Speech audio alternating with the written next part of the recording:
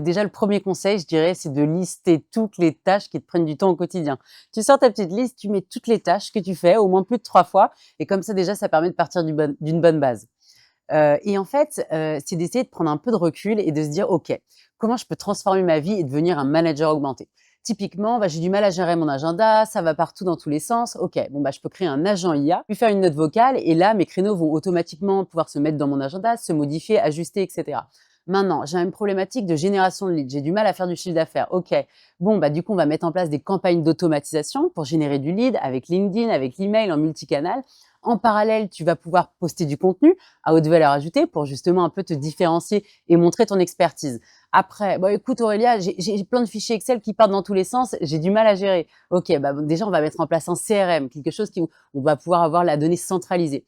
Oui, mais Aurélia, c'est trop long de faire mes follow-up de mails et de structurer un peu tout ça. Très bien, bah, dès que tu as un rendez-vous client, on va pouvoir utiliser un outil de transcript de réunion, faire que tout ça, ça remonte dans le CRM, ta proposition commerciale, elle est prête, tes suivis, ils sont prêts dans tes brouillons. Pareil, pour automatiser la partie facture, bon, on va cliquer sur des boutons. À partir du CRM, on va pouvoir créer des factures, faire tout un process d'onboarding client.